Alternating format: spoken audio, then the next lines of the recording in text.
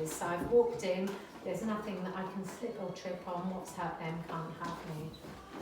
Hello, hello. I'm Cassie, I'm a first aider. Can you hear me? There's no response. What am I going to do next? Check for breathing, airways. Brilliant. So specifically, how am I going to check his airway?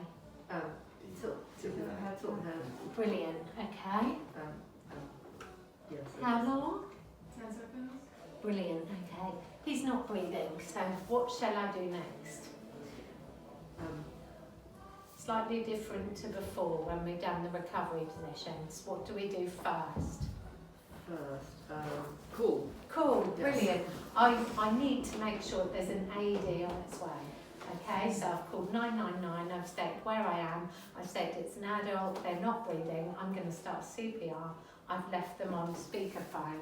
Okay, so I'm going to place 2 hands in the centre of their chest. My dummies have a dot in the centre, real people don't have those. So to measure for where you place your hands, if you each place a hand under your own armpit, okay, brilliant, and then bring that hand across, where your middle finger sits is where the compressions need to be, okay? So you place one hand over the top of the other. If you sit like this, you will not get 5 to 6 centimetres and you'll get exhausted really, really quickly. So you need to come up onto your knees, place your hands one on top of the other, so your wrist, elbow and shoulder are in a straight line, and then you've got your whole body weight to be able to deliver the compressions. Okay, so does anyone remember how many? 30. And do you remember how fast? 100 to 120 beats per Brilliant, minute. 100 to 120 beats per minute.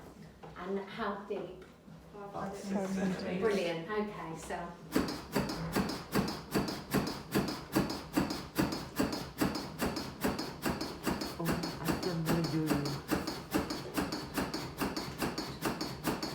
gravity. I've got my corona mask here.